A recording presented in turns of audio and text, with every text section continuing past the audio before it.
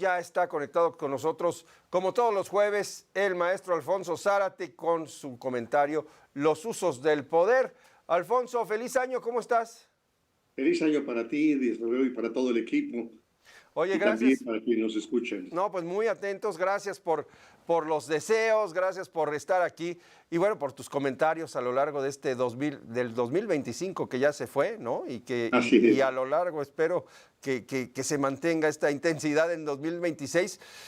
Justamente termina el año con una tragedia, Alfonso, con una tragedia que pone el ojo pues en las megaobras de la Cuarta Transformación, en los afanes, en la personalidad, en los afanes de Andrés Manuel López Obrador, en sus proyectos, en la forma en que se realizaron sus proyectos y que requiere un deslinde de responsabilidades en muchos niveles. Es una prueba para la presidenta de la República, Alfonso.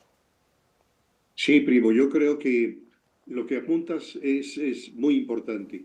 En primer lugar, que este descarrilamiento, esta tragedia que produce tanto dolor y tanta rabia, por lo pronto a las 14 familias de los muertos, nos pone en evidencia qué es lo que implica el ejercicio caprichoso del poder, qué es lo que traducen los delirios de un hombre que se siente iluminado y al mismo tiempo nos muestra la corrupción y la ineptitud que por desgracia abunda en esta nueva clase gobernante.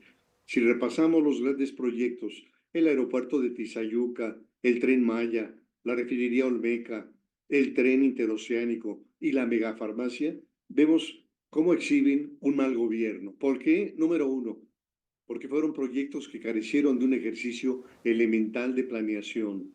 En segundo lugar, por el ocultamiento de información a lo largo de su desarrollo, amparado siempre bajo el subterfugio de la seguridad nacional. Y tres, por sus sobrecostos excesivos, que lo que nos dicen es que hay no solamente ineptitud, sino muchas raterías de los que se dicen moralmente superiores.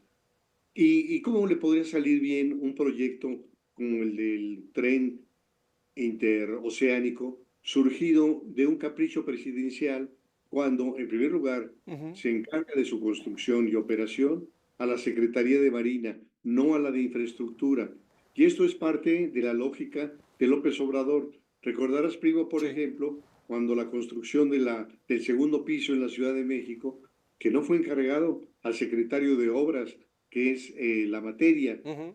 responsable, sino a la secretaria de Medio Ambiente. Entonces, es parte de esta irracionalidad administrativa. En segundo lugar, cuando en el tejido de este negocio participan personajes como Amílcar Olán, este integrante del clan de los López Obrador, el propio primo de los muchachos, Pedro Salazar Beltrán, y ahí tenemos una evidencia de una colusión criminal, que es esta conversación telefónica que se filtró y en la cual hablan uno y otro de cómo se les otorgó este contrato al que califican este desmadre, Uh-huh. de la cuota de que entregan la mochadita al laboratorio para que cada 3,000 metros cúbicos les vayan autorizando la entrega.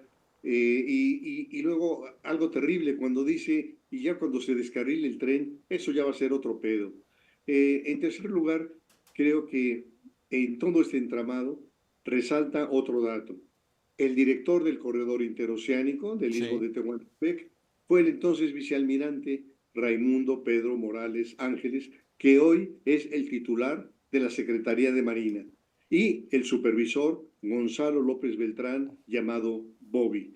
Y cuando decimos que esta es una tragedia anunciada, es porque desde 2019 la Auditoría Superior de la Federación advirtió sobre las complejidades técnicas que presentaba el tramo en el que ocurrió el accidente. Decía la auditoría que estas complejidades tenían que ver con las pendientes y las curvaturas muy elevadas, en tanto que la alineación de la vía se veía afectada por las ondulaciones del terreno. Entonces, En esta tragedia no me cabe duda que hay responsables, pero creo que ocurrirá algo similar a lo de la línea 12. No se va a vivir una investigación rigurosa ni se va a sancionar eh, porque todo esto tendría una implicación directa sobre el prócer de este proyecto. Pero la verdad, y esto es lo más lamentable, es que esta pesadilla no termina, que aún es temprano, por desgracia, para conocer en el transcurso del tiempo cómo van a ir aflorando daños que ocasiona esta torcedura que ha dejado el gobierno que exigía a los funcionarios Ajá. un 90% de honestidad y un 10% de experiencia, primo. Son, estos datos que tú señalas, todo esto que se va revelando de lo mal que se hicieron las cosas el sexenio pasado con el voluntarismo de Andrés Manuel López Obrador, porque además lo sabíamos desde antes, ¿no? Yo recuerdo un libro que publicó López Obrador antes de la elección del 2018, cuando él era candidato, por aquí tenía yo el nombre, y creo que se llamaba La Salida, tengo entendido. Y ahí mostraba pues lo que pensaba hacer, sus proyectos, pero no decía cómo. Y muchas veces comentábamos, pues es que parece que con la voluntad del presidente todo se puede. Y parece que eso es lo que piensa Andrés Manuel López Obrador. Sí, yo creo que vale la pena reflexionar. Eh, el presidente mexicano es extraordinariamente poderoso. Ha sido así tradicionalmente, pero ¿en qué utilizan o cómo utilizan ese enorme poder depositado en sus manos? Pienso, primo, por ejemplo, en el expresidente Luis Echeverría. Ujú. Echeverría decidió generar grandes polos de desarrollo en México a través del turismo. Y entonces convirtió Los Cabos, esas, digamos, playas vírgenes, en un polo de atracción impresionante que hasta la fecha deja enormes beneficios para el país en términos de empleo, de divisas, de muchas otras cosas. Pero lo decidió también para Nuevo Vallarta, lo decidió también para Los Cabos. Entonces ahí vas viendo un presidente que tiene un proyecto modernizador y que utiliza ese poder para decir, hágase Ujú. en este territorio desatendido, hágase un gran polo de desarrollo. Y desde luego que todo esto a partir de un ejercicio muy serio de planeación. ¿Qué es lo que me llama la atención? Recuerdo ahora cuando el presidente en una hoja de papel trazó unas líneas de lo que era la aeropuerto militar de Santa Lucía y decir, aquí puede estar el nuevo aeropuerto de la Ciudad de México. Ujú. Y después de cerrar el proyecto en Texcoco, que llevaba un avance del 30%, que iba a convertir a México en un gran centro de distribución aeroportuaria en toda esta parte del continente, lo frustra, tira a la basura 300,000 millones, habló de corrupción, no hay una sola persona que haya sido consignada por la supuesta corrupción en el aeropuerto de Texcoco.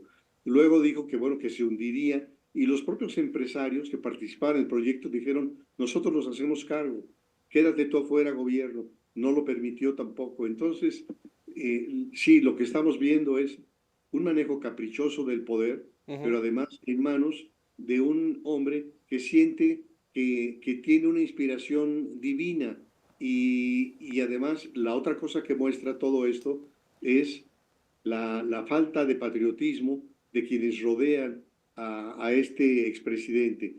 Fueron muy pocos, primo, quienes como Carlos Ursúa, Ajá. como Javier Jiménez Espriu, se deslignaron y decidieron no participar en un proyecto de gobierno de esta naturaleza. Pero el resto permanecen callados y ahora inclusive los tenemos repitiendo como loros la nueva historia de México. Resulta que todos No, bueno. los vestigios que tenemos de arqueólogos, de antropólogos mexicanos internacionales que confirman que los habitantes originarios del país, no solo los aztecas, practicaban el sacrificio Sí, humano, sí. el canibalismo ritual, y todo esto ahora se reconstruye en una nueva historia. Ya me imagino lo que dirán los nuevos libros de texto de este Uy, personaje. no, bueno. Esa es otra historia, ¿no? La rebelión marxista le podríamos llamar. Exacto, deberíamos de tratarlo en otro momento, primo. Seguramente lo vamos a platicar. Muchas gracias, Alfonso. Te mando un abrazo. Feliz año. Fuerte abrazo para ti. Ahí está Alfonso Zárate y sus usos del poder. Volvemos.